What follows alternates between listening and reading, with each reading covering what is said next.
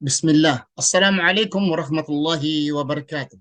Mga kapatid, tatalakayin ko ngayon paano at bakit ang mga Kristiyano ay talagang pinipilit nila na ang Diyos ng mga Muslim ay buwan.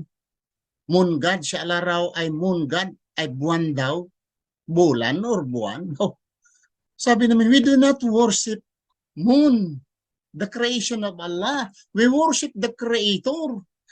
Saan nyo nakuha yan? Wala yan sa Quran, wala yan sa Hadith, wala yan sa history of the Muslim na Muslim worshiping moon. Wala talaga. Saan nyo kinukuha yan?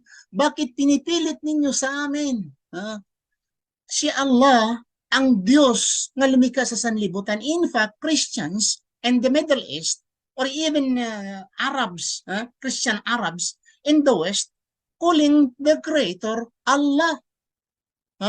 Bakit parang bingi kayo, bulag kayo, hindi nyo maririnig at makikita na itong mga Arabong Christian, Allah rin ang Diyos nila? If you are abusing the name of Allah, you are abusing your fellow Christians also. Saan nyo nakuha? Sabi pa nila, we worship the black stone, Muslim worshiping the black stone. Saan nyo nakita at narinig at nabasa na ang mga Muslim, black stone, itom na bato, tulungan mo ako, itom na bato, itim na bato, tulungan mo ako. Di niya nakita, help me black stone, help me. Mon, please help me. Saan yan? Sabi naman, no, we don't worship the moon. We do not worship the black stone. No, you Muslim, you worship the black stone. You worship the moon. Your Allah is the moon. Alam ko kung sarap pupukin eh. Ang ko lang kung talagang dito lang siguro baka mamasuhin ko, mamartilyuhin ko eh. Saan mo mabasa yan? Sa mga babasahin ng mga Muslim. Saan? Yes, mabasa mo sa internet. Mga babasa mo sa mga mga kalaban, mga kaaway ng mga Muslim, sa bunganga ng mga ignoranting ng mga Kristiyano, doon mo yan. Mag-research nga kayo, i-type nga nyo sa Google, who is Allah? Or God of the Arabs, Christian Arabs. Who is the God of the Christian Arabs? Research also Arab Christian in the Middle East. Nandyan sa Google. Di ba? Pero kung magsabi kami nga si Kristo ang inyong Diyos, sinasamba ganito, at inaamin ninyo man na si Kristo ay Diyos, yan. We say Christians worshiping Jesus Christ, their Lord and God, because you Christian, you worship really, at you did not deny it. You accepted, generally speaking, Christians worshiping Jesus Christ, and you acclaim to it. Ito ay totoo. Di po ba? Bakit kami mga Muslim ay nagsabi kami nga no, si Kristo ho ay hindi siya Diyos. Bakit sa amin ay we deny na si Kristo ay hindi Diyos? Bakit? Una, namatay si Kristo eh. Pag sabi naman nila, namatay yung tao, yung hindi namatay yung pagka-Diyos niya. Saan yan mabasa? Ang namatay ang pagkatao, ang hindi namatay yung pagka-Diyos. Dual daw in nature si Kristo. O saan din mabasa? Nga si Kristo has dual nature. Siya ay Diyos and the same siya ay tao. Immortal and the same time mortal. Visible and the same time invisible. Saan? In what logic? Kung nagkukuti nga mapariho ang visible at invisible? Immortal at mortal, paano mapariho in the same time? Mabango and the same time mabaho? Bakit? Ang Biblia mismo, Hebrews chapter 2 verse 9, sinasabi dito, but we see Jesus who was made a little lower than the angel. Lower than the angels. Si Kristo ay lower than the angel. Mayroon bang God na lower than the angel? Lower than the angels for the suffering of death, crowned with glory and honor, that he, by the grace of God, should test death for every man. Every man talaga eh. Namatay pala si Kristo. Lower than the angel, and every man shall test death also. Tingnan mo. Lower than the angel. But we see Jesus who was made a little lower than the angels. May Diyos bang lower than the angels? Dito tayo sa Tagalog. Sinabi dito. Kundi nakikita natin ang ginawang mababa ng kaunti kaysa mga anghel, si Jesucristo. Sa makatuwid ay si Jesus, na dahil sa pagbata ng kamatayan ay pinututangan ng kaluwalhatian at karangalan upang sa pamagitan ng biyaya ng Diyos ay lasapin niya ang kamatayan dahil sa bawat tao. Dahil sa bawat tao, lasapin talaga niya ang kamatayan dahil sa bawat tao. Tao talaga siya. Di po ba? Yung si Mary nagbuntis, ano ba siya? Nagdala tao o nagdala ng Diyos? Mayroon bang Diyos nga lower than the angel? Mayroon pa dito, si Jesucristo, ano ba? Binuhay siya ng Diyos.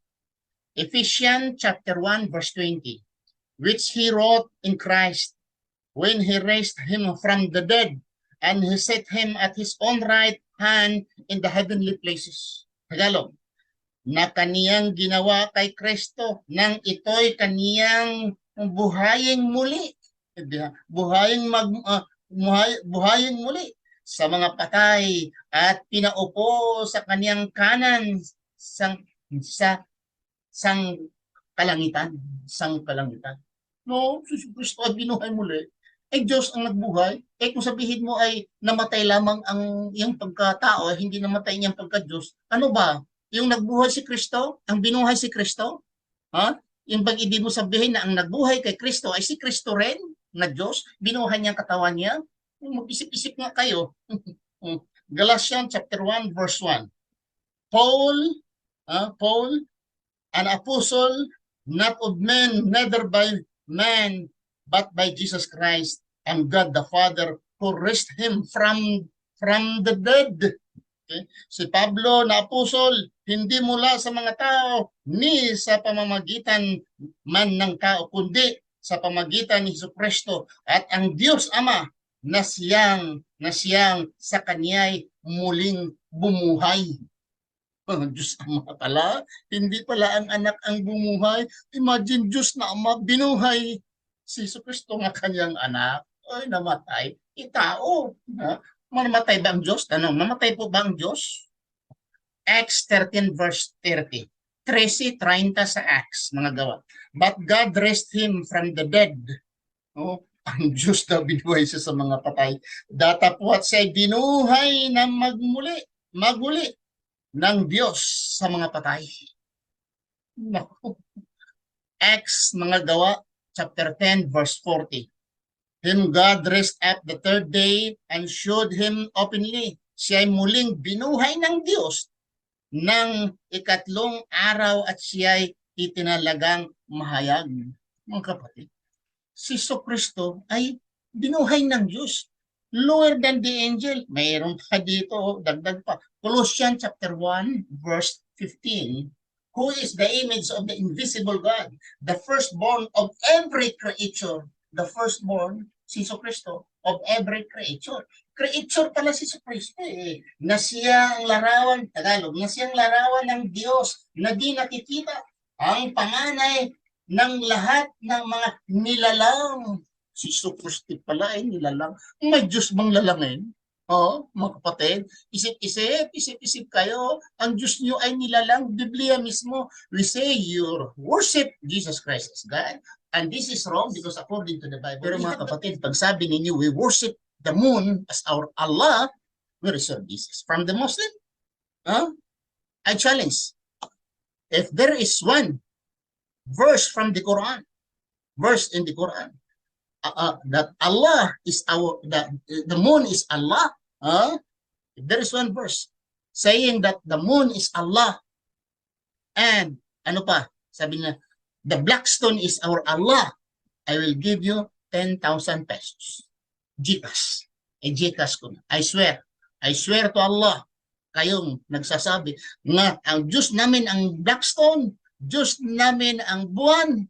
Kung makabasa kayo mula sa mga babasahin ng mga Muslim, dito sa Sahih Bukhari, Sahih Muslim, dito sa Quran, nagsasabi, I will give you through GCash of 10,000 pesos. This is my promise. I swear. Inshallah, I will give you 10,000 mga kapatid. Hunong na mododong sa inyong pagkasisinungaling. Kung wala na kayong ibang madampot, ha?